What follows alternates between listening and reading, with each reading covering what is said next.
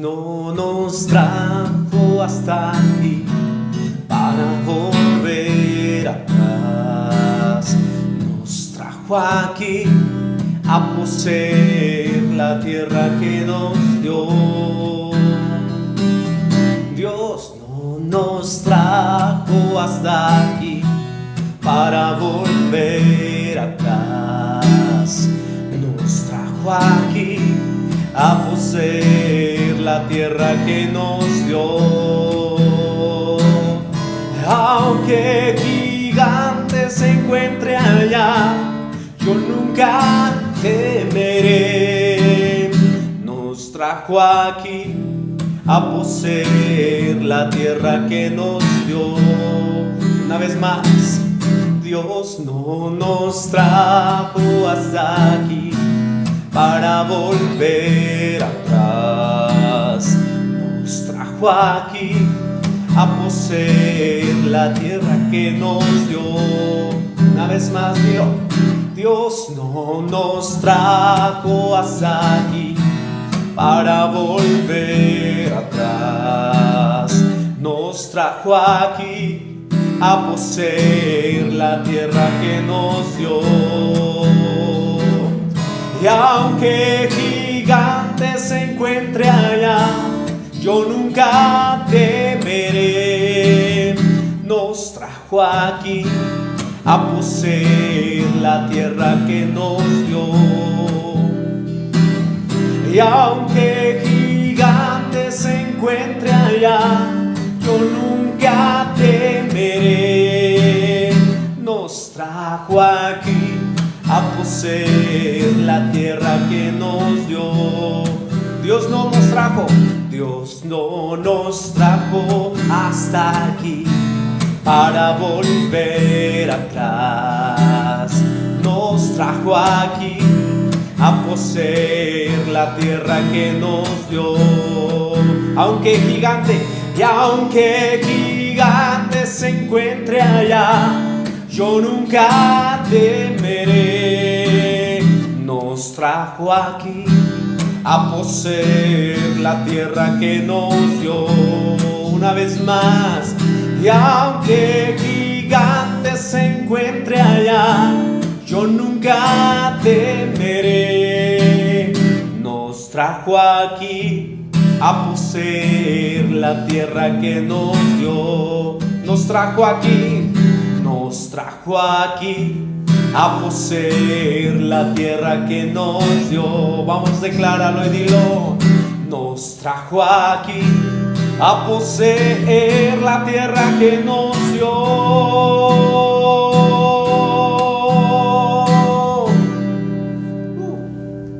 Sí, Señor, gracias, Señor, por esa tierra en la cual tú nos has puesto. Gracias, Señor. Gracias, Señor.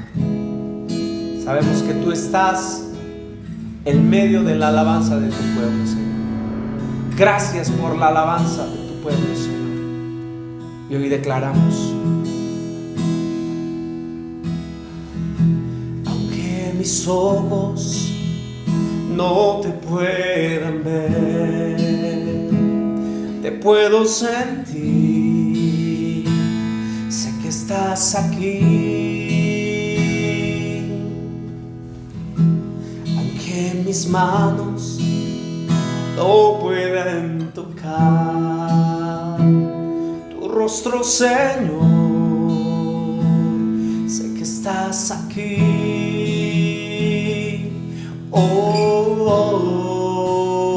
Mi corazón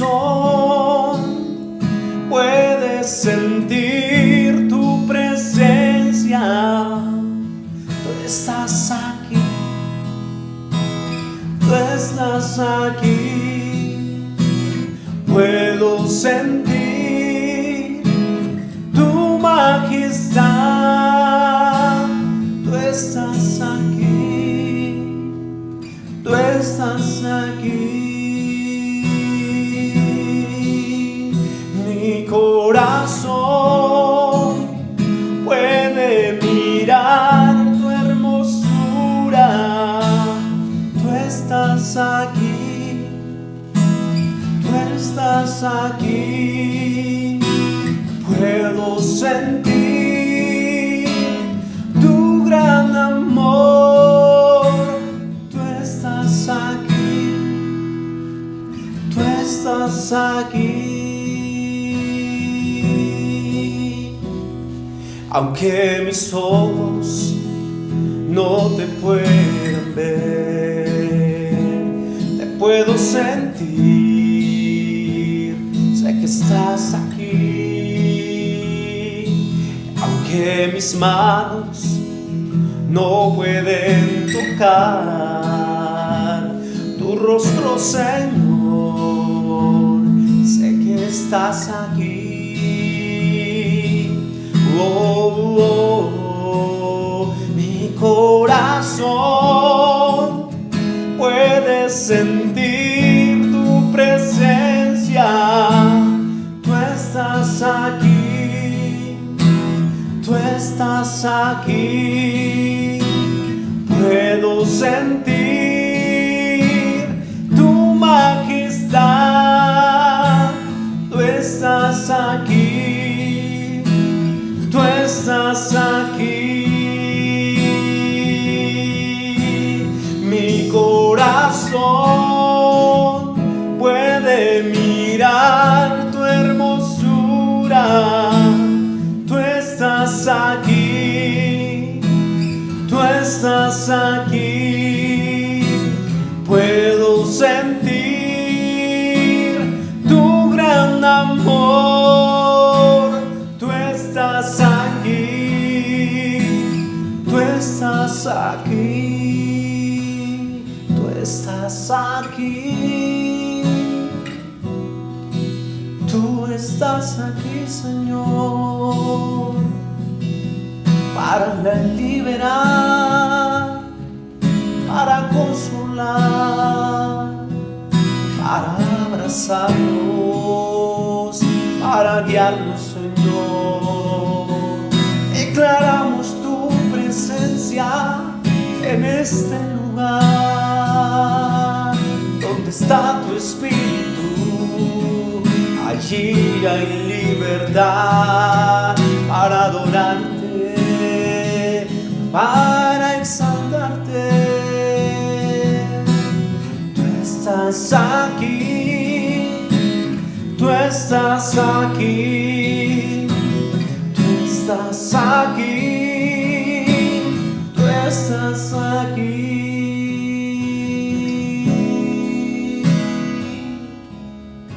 Gracias.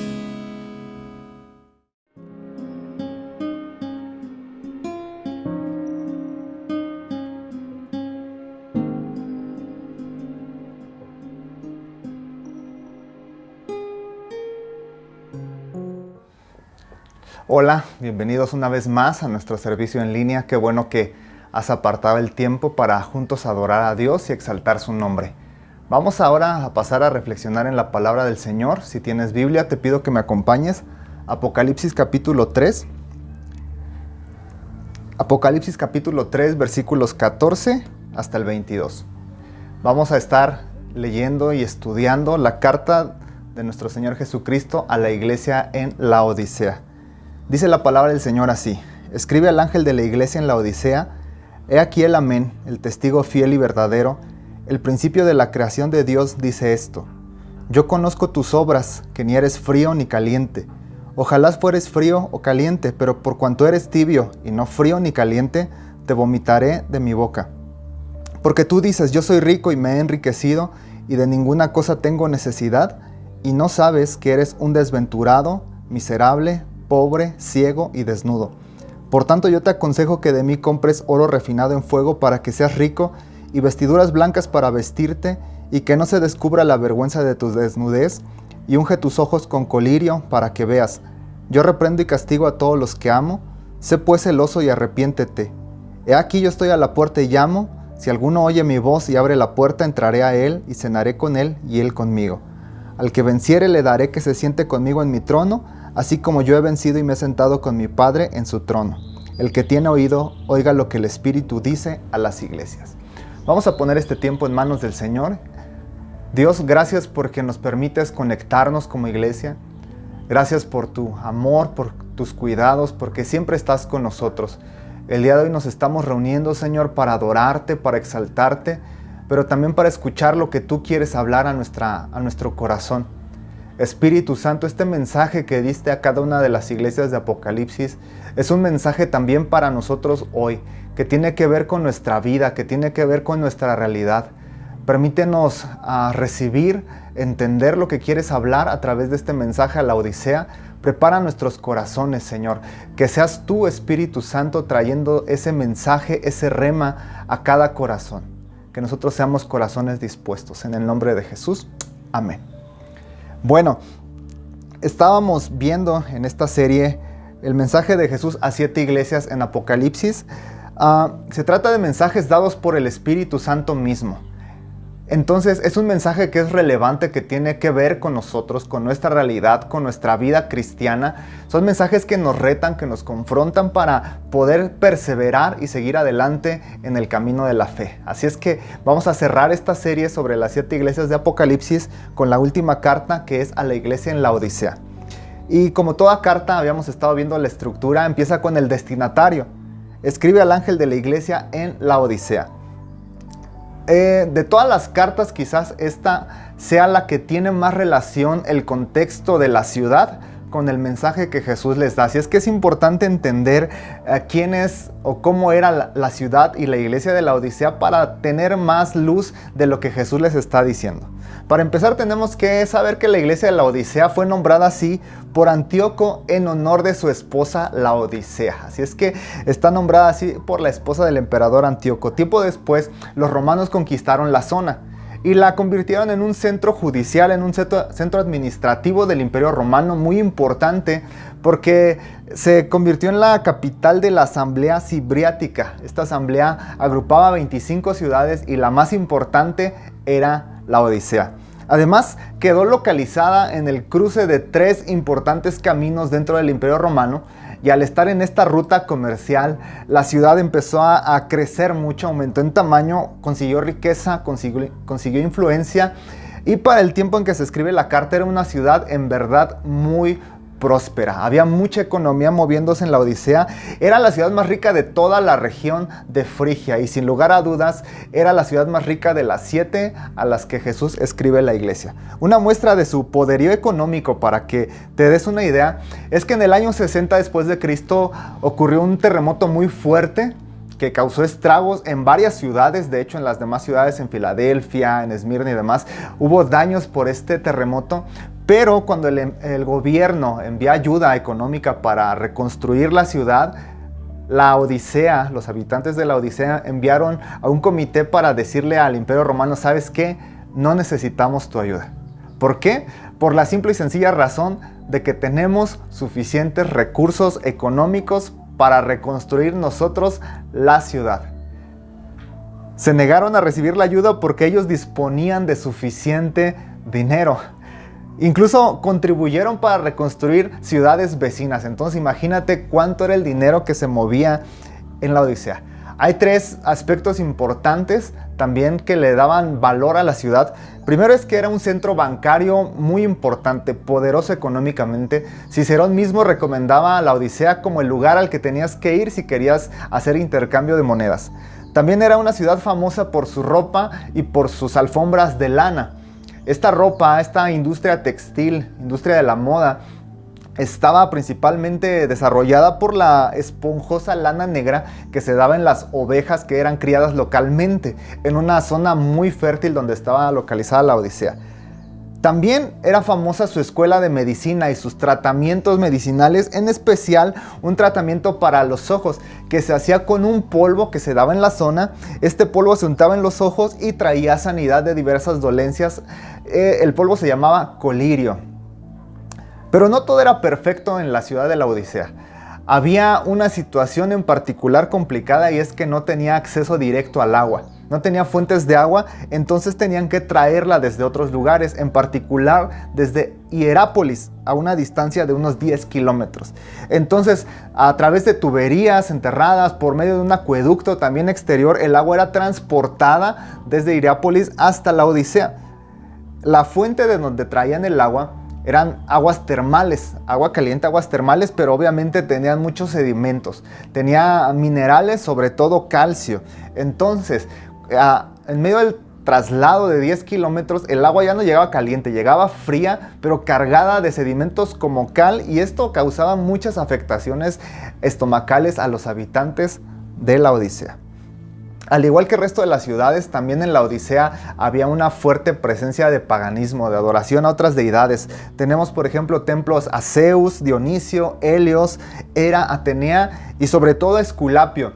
Esculapio era el dios de la medicina. Entonces, uno de los puntos fuertes de la Odisea era sus escuelas de medicina, sus tratamientos medicinales. Entonces, obviamente, Esculapio como deidad tenía un papel preponderante en la ciudad.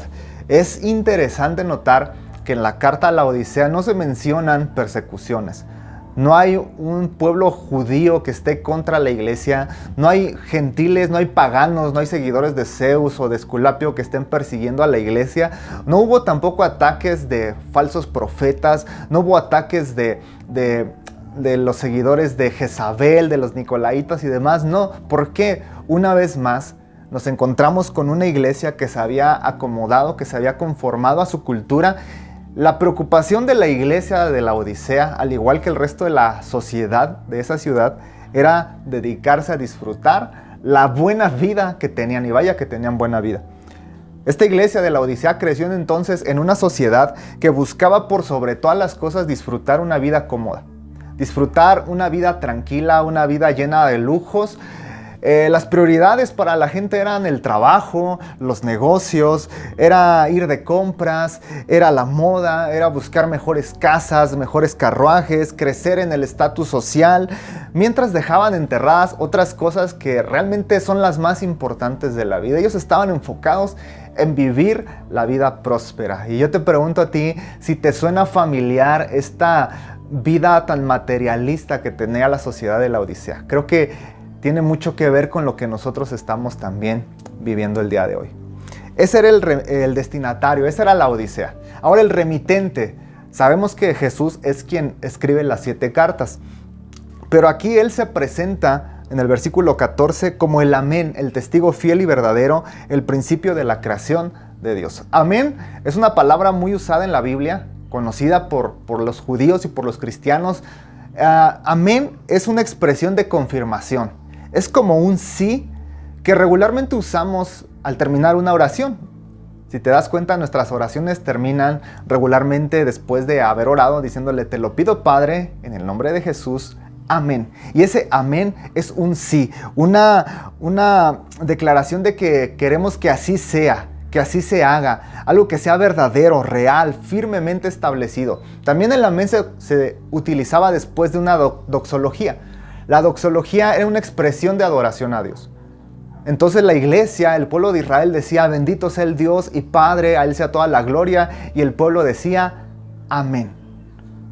Un sí enfático. Ahora, cuando aplicamos a Jesús el nombre del amén, estamos diciendo que Él encarna la fidelidad y la veracidad de Dios.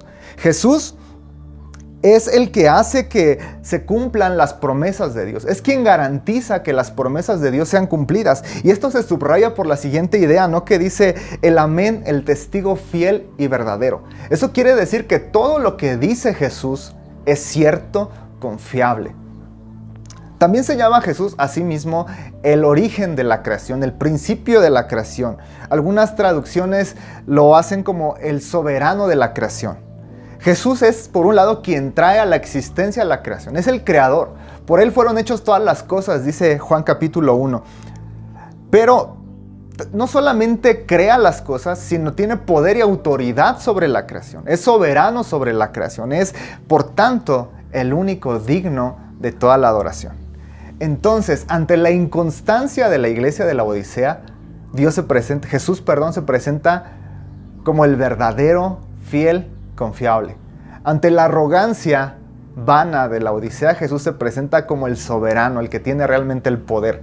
Pero para nosotros, esta descripción de quién es Jesús nos da la esperanza de que en Él todas las promesas de Dios son sí y amén. Como dice Pablo en su carta a los Corintios, en Jesús tú y yo tenemos la certeza de que todas las promesas que Dios nos ha hecho son sí, amén, serán hechas. Las promesas que Dios te ha dado se cumplirán porque el que te prometió es el que creó el cielo, la tierra, el mar, todo lo que existe, es el que tiene todo el poder, la autoridad y aparte te ama. Las promesas de Dios en Cristo Jesús son sí y amén. Qué hermoso nombre de Jesús. Después de esto viene la exhortación. La iglesia laodicea no recibe ninguna felicitación, es una exhortación de hecho bastante dura, que en medio de esa exhortación Jesús sí da un consejo, explica las causas y da un llamado a la iglesia, pero realmente es una regañada fuerte para sacudir a la iglesia ahí. Yo espero que tengamos un corazón receptivo para lo que el Espíritu pueda hablarnos a nuestras vidas. Versículo 15 y 16 dice: yo conozco tus obras, que ni eres frío ni caliente. Ojalá fueras frío o caliente, pero por cuanto eres tibio y no frío ni caliente, te vomitaré de mi boca. Tenemos que recordar que la Odisea no tenía fuentes de agua propias, tenía que traerla de otro lado, de Hierápolis. En Hierápolis te decía que el agua era caliente, eran aguas termales. Y sabemos que las aguas termales se les atribuyen a situaciones terapéuticas, no ayudan, sanan dolencias, son agradables, da gusto meterse a nadar a las aguas termales, es algo bueno que aparte trae sanidad. Cerca de la Odisea estaba otra ciudad llamada Colosas. Colosas tenía fuentes pero de agua fría, era agua fría, pero como agua fría era agradable para beber. Era refrescante, imagínate un vaso de agua fría después de un día, de una jornada de trabajo, era muy buena el agua. Caliente en un lado que sanaba, fría en Colosas que refrescaba, pero el agua de la Odisea era tibia. Ni servía para remedio, ni servía para sanar, ni servía para beber. Y era una queja constante de los habitantes de la Odisea. Esta agua no sirve para nada, es muy mala y aparte nos enferma del estómago. Ahora, Jesús le dice a la iglesia de la Odisea: ojalá fueras frío o caliente y no tibio. Algunos interpretan esta idea como que el agua fría se refiere a los inconversos, aquellos que no conocen a Jesús, fríos, muertos.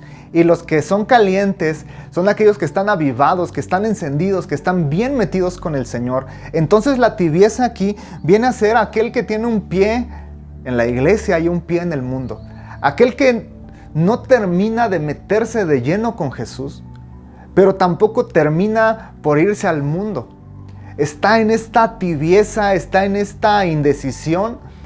Y Jesús por eso dice: ojalá fueras frío, porque si estás frío, yo puedo traerte a la vida. Ojalá fueras caliente metido, pero si estás en esa tibieza, eres un corazón duro para tratar. Algunos otros interpretan esta metáfora de Jesús de otra manera, basándose más en el contexto. La iglesia de la Odisea no era agua caliente que sanaba, no traía sanidad a la comunidad donde estaba viviendo.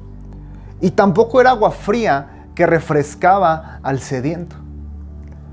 Como el agua de la Odisea, tibia, inútil y contaminada, la iglesia en la Odisea era una iglesia inútil, que no traía sanidad, que no refrescaba, era arrogante, era apática. Era una iglesia que no estaba cumpliendo su llamado, que no estaba cumpliendo su propósito, que no estaba reflejando a Jesús al mundo, que no estaba haciendo esa luz que resplandecía en medio de la oscuridad. Jesús les dice: ustedes no sirven ni para sanar, ni para refrescar, y por tanto me producen náuseas y los vomitaré de mi boca. Creo que cualquiera de las dos interpretaciones son muy fuertes y al final nos hablan de una iglesia que no tiene compromiso. Una iglesia que a falta de su compromiso espiritual empieza a carecer de esa vitalidad y se convierte en una iglesia ni fría ni caliente, inútil. Una iglesia apática, pero que irónicamente la Odisea era una iglesia que tenía un gran orgullo espiritual y se sentía autosuficiente. Por eso Jesús les dice las causas: ustedes ojalá fueran fríos o calientes, pero son tibios. Porque, y aquí viene la explicación en el verso 17, porque tú dices: soy rico, me he enriquecido y no necesito de nada. Pero no sabes que eres un desventurado, miserable, pobre, ciego y desnudo. Recordemos que la Odisea era una ciudad próspera, una ciudad con muchos recursos. Como centro bancario construyó edificios, torres, casas, residencias, lujos. Y ellos tenían el orgullo, la arrogancia de ser independientes. No necesitaban al gobierno para construir caminos, para reconstruirse después de un sismo. No necesitaban la ayuda de nadie. Ellos eran autosuficientes. Lo más probable es que la iglesia, los cristianos que vivían en esa ciudad también fueran gente rica, gente con poder económico. Pero esa autosuficiencia o ese orgullo económico llegó también a influir en su vida espiritual. Y también se empezaron a creer ricos espiritualmente. Empezaron a sentirse los súper espirituales, súper ungidos, los que no necesitaban de nadie, los que ya habían escuchado todo, los maduros, que no necesitaban ni siquiera a Jesús mismo. La tibieza entonces aquí fue el fatal descuido espiritual producido por la arrogancia espiritual, que era resultado de ese sentido de autosuficiencia que tenía la cultura. El orgullo que les hizo creerse ricos, pero se creían ricos. Jesús les dice, tú dices, tú piensas, tú crees que eres rico, pero no te das cuenta que eres desventurado, miserable, pobre, ciego, desnudo. No tienes nada. Aquello de lo que presumes es de lo que careces. La ciudad más rica de Frigia en realidad era pobre. La ciudad famosa por sus escuelas de medicina y por sus tratamientos oculares estaba ciega. La ciudad con esta industria de la moda, de la lana, en realidad estaba desnuda. Y esto nos habla que es muy fácil que nosotros podamos adquirir las actitudes de nuestra cultura sin darnos cuenta. Porque hace rato te decía, también vivimos en una cultura materialista, una cultura que busca la vida cómoda. Y podemos caer en esa autosuficiencia, en ese orgullo. A lo mejor tú me digas, ¿sabes qué? Yo no me siento orgulloso, no soy arrogante, yo nunca diría que no necesito de Jesús. Yo no me siento el supermaduro, pero la falta de oración, nuestra desidia al estudiar la palabra, nuestra falta de compromiso con Dios, nuestra inconstancia en ese devocional todos los días, la aridez espiritual que es característica en general de la cultura occidental, nos muestra que en realidad no percibimos la necesidad tan grande que tenemos de Dios. O en otras palabras, muchos cristianos no buscan a Dios porque no sienten necesidad de Dios, porque la vida les sonríe. Y como todo está bien, no busco de Dios, me siento autosuficiente. Qué duro que podamos llegar a ese nivel de arrogancia. Yo te preguntaría, ¿tus acciones demuestran que tienes hambre de Dios? ¿O tus acciones demuestran esa apatía espiritual de que pensamos que no necesitamos de Dios? Por eso Jesús les da un consejo. Por tanto, yo te aconsejo que de mí compres oro refinado en fuego, para que seas rico, vestiduras blancas para vestirte y no se descubra la vergüenza de tu desnudez, y unge tus ojos con colirio para que veas. A esa ciudad llena de bancos se les dice, compra oro, pero oro refinado por fuego. Esta figura relaciona la verdadera riqueza no con el dinero que nos ofrece el mundo, sino con la fe genuina, la fe que permanece a pesar de las pruebas, como nos dice 1 de Pedro 1:7, una fe real con la ayuda de Dios. A la iglesia que tenía esta gran industria de la moda, que movía tanto dinero, se le invita a comprar ropa. Te invito a que de mí compres ropas blancas, y la ropa blanca representa santidad y pureza. Es como el manto de justicia de Cristo que tú y yo nos podemos vestir, para que algún día delante de la presencia de Dios podamos presentarnos santos y perfectos. Pero este manto, este vestido de justicia, no es solamente para el día que nos presentemos delante de Jesús, sino es para esta vida. Es una justicia diaria. El cristiano debe vivir reflejando el carácter de Cristo. El cristiano debe vivir trayendo sanidad, refrescando el entorno donde se mueve. Una iglesia que da testimonio, una iglesia que sirve a su prójimo, una iglesia que no sea agua tibia, que no sirva para nada. Una iglesia que sea como el agua caliente que sana, o como el agua fría que refresca. A la ciudad famosa por su medicina y sus tratamientos oftálmicos se le ofrece colirio. Qué irónico. Se le ofrece colirio para que pueda recibir verdadera vista. Y aquí esto tiene que ver con la visión espiritual que solamente viene de Dios, que solamente el Espíritu Santo nos da a través de su guía y de su palabra. Este llamado a venir y comprar de Jesús me recuerda mucho a Isaías 55:2, que dice: compren de mí, vengan y compren sin dinero y sin precio. ¿Por qué gastan su trabajo en lo que no sacia? Escuchen y les diré dónde obtener buen alimento que fortalece, no el cuerpo, el alma. Y esta pregunta de Jesús sigue resonando hoy. ¿Por qué gastamos nuestro esfuerzo en lo que no sacia? ¿Por qué nos desgastamos en aquello que no vale la pena? ¿Por qué seguimos la cultura que nos rodea de perseguir cosas que al final de cuentas no tienen verdadero valor? Vayamos a Jesús a comprar fe, a comprar justicia, santidad. Vayamos a Jesús a comprar visión espiritual, las cosas que realmente valen la pena. Y en medio de esa reprensión de Jesús, después de haberles puesto una regañada y decirle: eres una iglesia tibia, eres una iglesia indecisa, eres una iglesia sin compromiso y sin utilidad, fuerte, les dice en el versículo 19: yo reprendo y castigo a los que amo. Sé pues celoso y arrepiéntete. He aquí yo estoy a la puerta y llamo. Si alguno oye mi voz y abre la puerta, entraré a él, cenaré con él y él conmigo. Debemos notar que esta reprensión no es un arrebato de enojo de Jesús, es una reprensión con amor. Podemos escuchar el latir del corazón de Jesús: yo reprendo a los que amo. Por eso arrepiéntete, por eso despierta, por eso sé celoso, por eso vuelve a tu fuego espiritual, arrepiéntete, dale un giro radical a tu vida y vuélvete a mí, porque yo estoy a la puerta y llamo. Ahora, este pasaje lo hemos usado muchas veces para invitar a la gente a que le abra su corazón a Jesús. Aquellos que nunca lo han recibido, aquellos que están llegando apenas a los caminos de Dios, les decimos este versículo: Jesús está a la puerta de tu corazón llamando, ábrele. Y creo que es una aplicación en cierto sentido válida, pero en el contexto, este llamado de Jesús tocando a la puerta no está dirigido al inconverso, está dirigido a la iglesia tibia, a la iglesia que por su arrogancia le cerró la puerta a Jesús y lo dejó afuera de sus vidas. Y ahí vemos a Jesús llamando a la puerta, y es una escena impactante, ¿no? El Rey de Reyes, el Amén, el principio de la creación, tocando a la puerta de la iglesia y diciendo: déjame entrar. Y cuando alguien abre la puerta, Él promete entrar y restaurar nuestra comunión.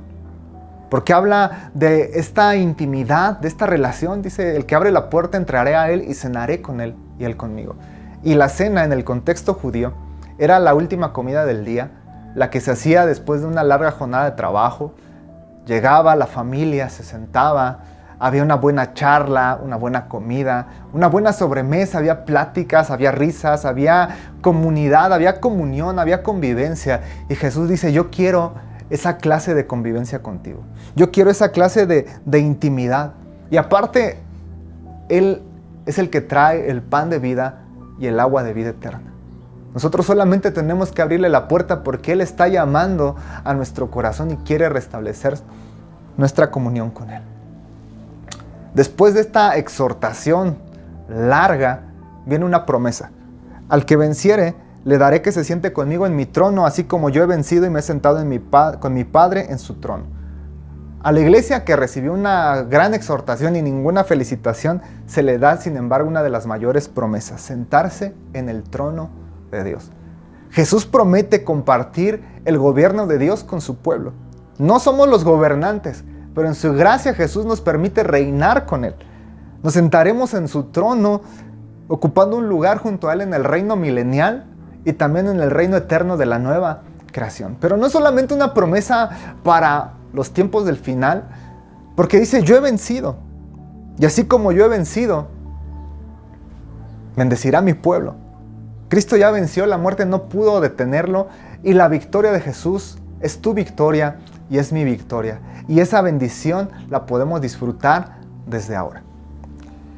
Verso 22 termina con el mismo llamado que se le hizo a todas las iglesias: el que tiene oídos para oír, que oiga lo que el Espíritu dice a las iglesias. Y esta repetición, que todas las iglesias reciben el mismo llamado: el que tiene oídos, oiga lo que el Espíritu dice a las iglesias, lejos de ser algo repetitivo, es algo que debemos prestarle atención, porque es no el pastor, no un compañero, no cualquier persona, es el Espíritu Santo de Dios hablando en nuestro corazón.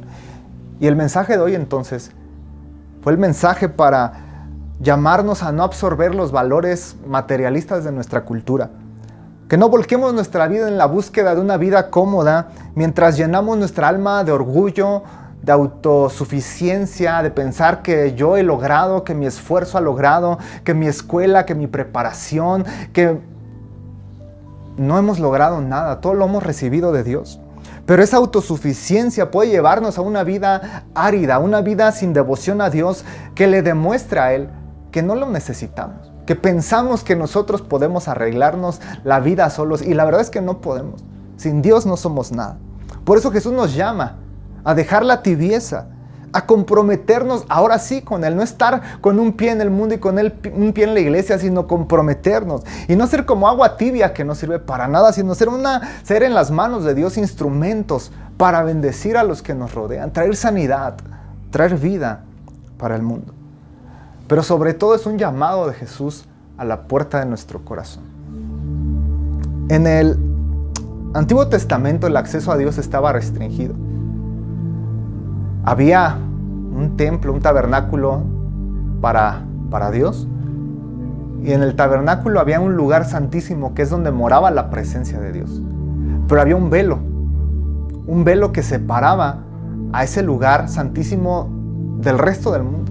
Nadie podía entrar a ese lugar. El velo era un recordatorio visible de que había una separación entre Dios y el hombre, de que no éramos dignos de acercarnos a Él. Solamente el sumo sacerdote una vez al año podía entrar, pero nadie más. ¿Alguna vez te has sentido indigno de Dios? Ese velo nos recordaba que somos indignos, que no merecemos acercarnos a Dios. Pero por su gran amor con que nos amó, Dios envió a Jesucristo al mundo para salvarnos, para dar su vida por cada uno de nosotros. Y ahí en la cruz, Él cargó con nuestro castigo y nos ofreció vida eterna. Cuando Jesús muere, el velo del templo se rasga en dos de arriba hacia abajo y Jesús abrió un nuevo camino. Ahora tú y yo, todos los que ponemos nuestra fe en Jesús, podemos acercarnos confiadamente al trono de la gracia, hasta la misma presencia de Dios, y disfrutar con Él. Tenemos acceso a Dios, pero ¿sabes? Hoy hay muchas puertas que siguen cerradas. Hay muchas puertas y ya no es del lado del cielo donde se bloquea el acceso del hombre a Dios, sino ahora es el hombre el que en su dureza cierra la puerta a Dios. El que con su orgullo, con su autosuficiencia, con su descuido, con su apatía espiritual, deja a Dios fuera de su vida.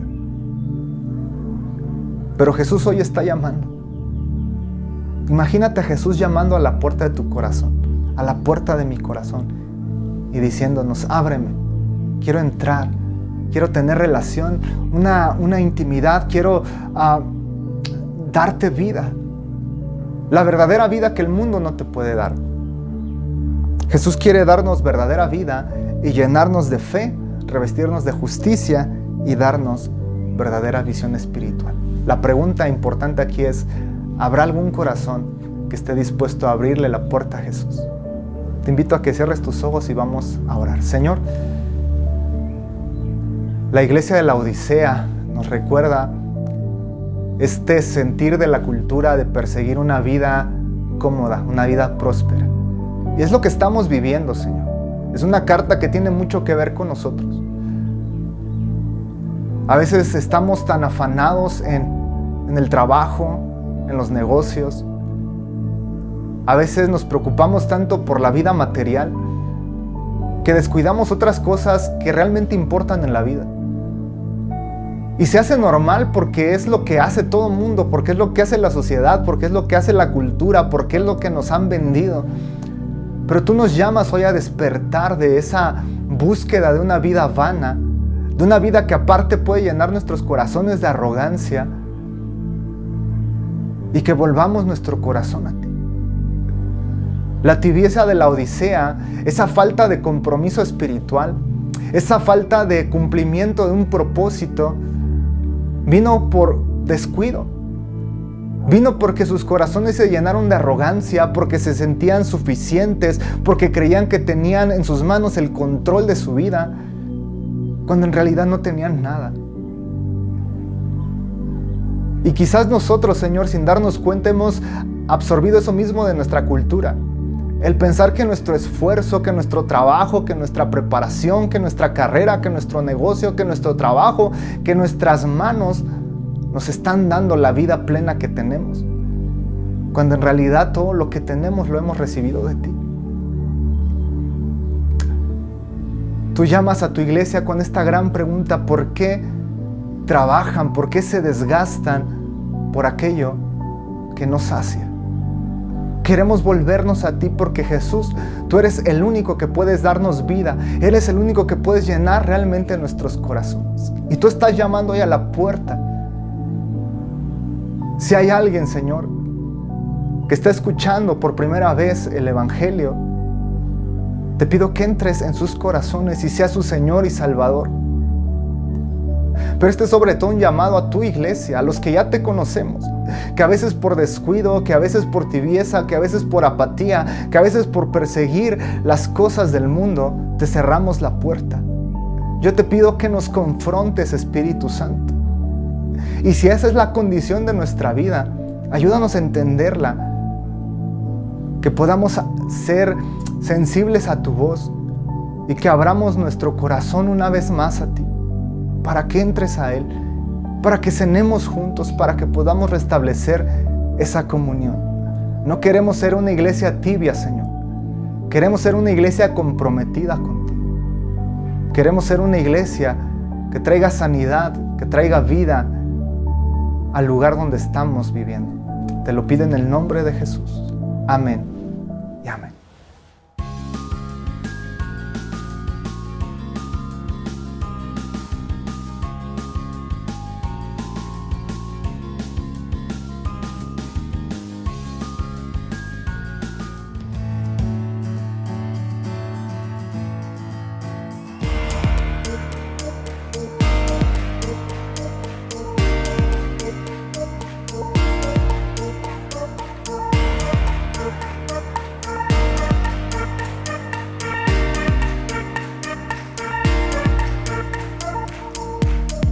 Quiero contarles una historia de un hombre que creyó en Dios, aunque la gente se burlaba.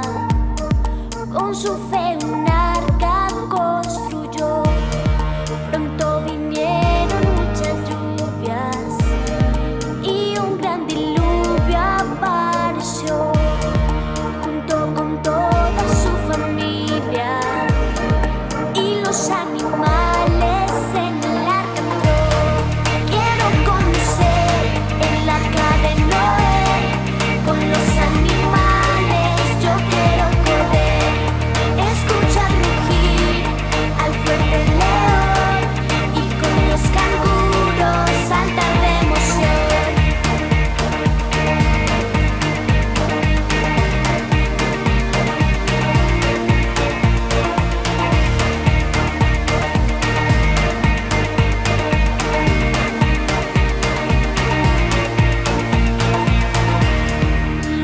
Pasaron muchos días hasta que la tierra se secó. Dios dibujó un arco iris para recordarnos de su amor. Quiero conocer el arca de Noé. Con los animales yo quiero correr, escuchar rugir al fuerte león y con los canguros saltar de emoción. Quiero conocer el arca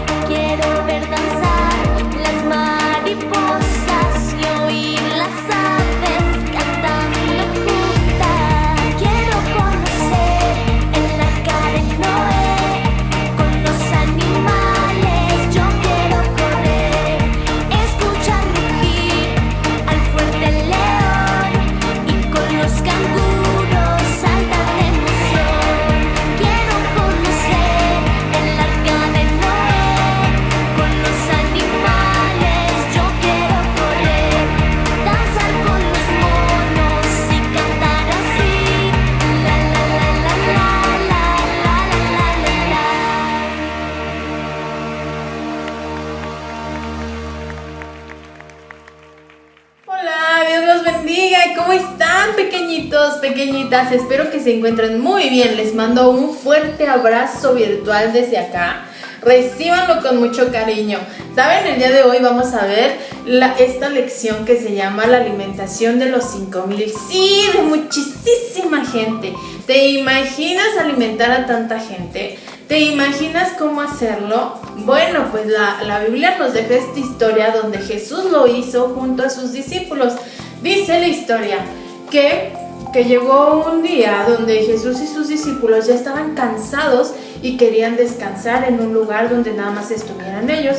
Pero dice la Biblia que Jesús le dice a sus discípulos: busquemos un lugar donde descansar. Se van a ese lugar, a un pueblito que se llama Betsaida. Entonces se van a ese lugar a descansar. Pero como toda la gente andaba tras de ellos, pues no podían hacerlo así como que muy discretamente. Sí, así como en secreto, no lo podían hacer. Pero agarra y dice la historia que pues la gente, alguien se dio cuenta dónde estaban y fue con ellos y avisó a la demás gente para que llegaran donde estaba Jesús y sus discípulos. Cuando Jesús ve a toda esa multitud, algo que tenía Jesús y tenemos que aprenderlo de ellos, niños, es que Jesús siempre recibía a la gente con amor y con una sonrisa en su cara. Eso siempre tenía Jesús. Así que tú y yo tenemos siempre que ser amables con los demás y sonreírles a los demás, ¿sale? Y entonces dice la historia que entonces llega la gente y Jesús empieza a hacer milagros con aquella gente que lo necesitaba, empieza a sanar y todas esas cosas que Jesús hacía. Empieza a hacer esos milagros tan hermosos que Jesús hace.